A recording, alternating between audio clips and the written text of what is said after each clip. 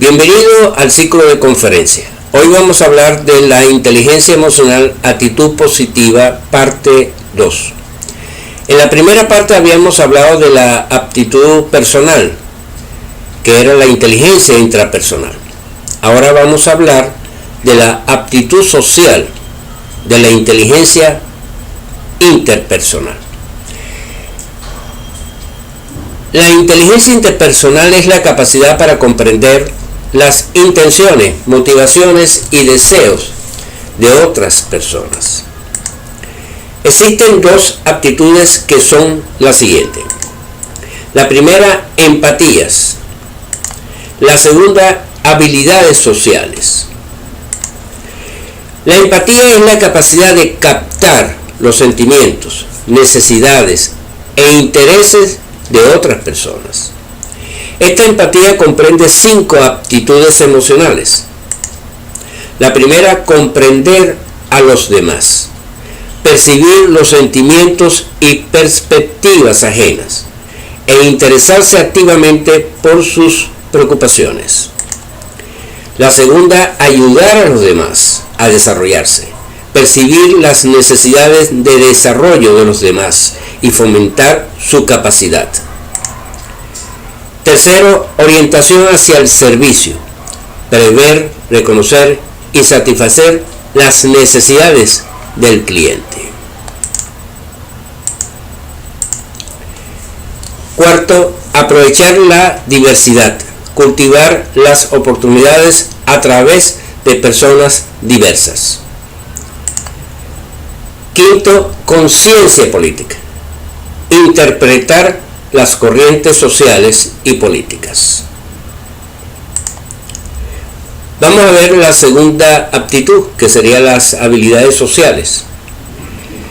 Las habilidades sociales son las habilidades para inducir en los otros las respuestas deseadas.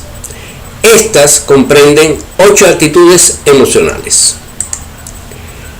La primera, influencia. Implementar tácticas de persuasión efectiva. Segundo, comunicación. Escuchar abiertamente y transmitir mensajes convincentes. Tercero, manejo de conflictos. Manejar y resolver desacuerdos. Cuarto, liderazgo. Inspirar y guiar a individuos o grupos. Quinto, catalizador de cambios. Iniciar o manejar los cambios. Sexto, establecer vínculos. Alimentar las relaciones instrumentales. Séptimo, colaboración y cooperación. Trabajar con otros para alcanzar objetivos compartidos. Y octavo, habilidades de equipo. Crear sinergia para trabajar en pos de las metas colectivas. Vamos a hablar ahora qué es una aptitud emocional. Según Goleman señala que una aptitud emocional es una capacidad aprendida basada en la inteligencia emocional que origina un desempeño laboral sobresaliente.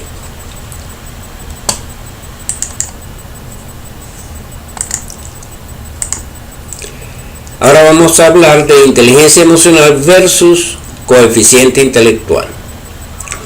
Una de las tendencias actuales en el campo de las ciencias sociales y humanas es el estudio de la inteligencia emocional y cómo aplicarla en nuestra vida diaria y profesional, rompiendo con el esquema de que las personas más inteligentes son aquellas que tienen un coeficiente intelectual más alto.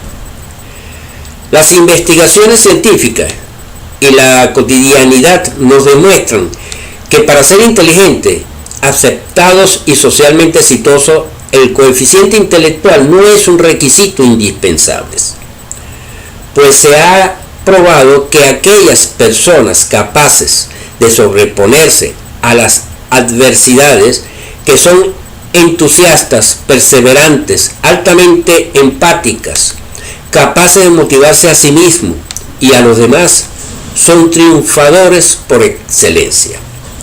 Esto es importante que nosotros tengamos esta información y seamos conscientes, que podamos entender de que lógicamente vemos que el coeficiente intelectual no es un requisito, y eso lo podemos ver en algunos casos de que personas con un coeficiente muy alto se encuentra de que no manejan muy bien la inteligencia emocional, han tenido muchos problemas.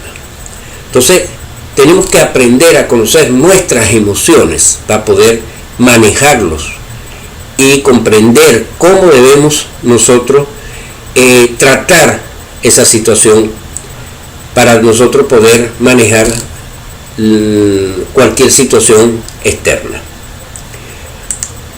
Vamos a ver en esta imagen que es sumamente importante que tengamos una idea. No vamos a profundizar sobre el cerebro triuno, pero sí tenemos que tener una idea sobre el cerebro triuno, que significa que es 3 en 1, digamos, son 3 partes del cerebro que trabajan independiente sus funciones, pero se conecta entre sí. El cerebro triuno es la esencia. El cerebro humano consta de 3 formaciones o cerebros independientes. Cada uno de estos cerebros posee su propia inteligencia, su propia subjetividad individual, su propio sentido del tiempo y el espacio y su propia memoria, además de otras funciones. Vamos a ver parte por parte del cerebro triuno. Veamos el cerebro reptiliano por encima. Regula instinto de conservación, reproducción y las funciones de digestión, respiración, metabolismo, hambre, sueño, sed, etc. Después vemos el cerebro límbico o mamífero, que cubre el cerebro reptiliano y rige nuestras sensaciones, sentimientos y necesidades, vital para el aprendizaje y la memoria. Después tenemos el cerebro cortical, que cubre todo el cerebro mamífero y reptiliano. Ahí están el 80% de las neuronas que se encargan de procesar los pensamientos. Veamos el cerebro reptil un poquito más profundo, cómo funciona la parte básica e instintivas.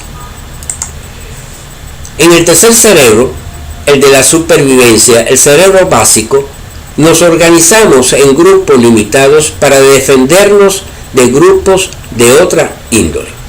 Formamos diferentes asociaciones, partidos, tribus, religiones y naciones, según nuestros patrones, acciones del pasado y valores que hemos repetido siglo tras siglo. ¿Por qué esa vieja y siempre necesidad de luchar por el poder de supervivencia? Es la parte más antigua del cerebro. Es más, es el primero que la naturaleza nos proporcionó junto con los reptiles, hace unos 500 millones de años. Este cerebro no está en capacidad de pensar ni de sentir. Su función es la de actuar cuando el estado del organismo así lo demanda o lo requiera. Maneja mucho el ego sin control. Digamos que el cerebro reptiliano nos sirve en un momento dado para poder enfrentar situaciones violentas o escapar de situaciones críticas. Es importante que conozcamos muchas veces nuestro comportamiento, nuestra actitud impulsiva. Ahí podemos ir conociendo qué cerebro está manejando nuestras emociones. Bueno, llegamos al final de la segunda parte, espero que les haya gustado y esperen la tercera parte, que es sumamente interesante. Que Dios los bendiga.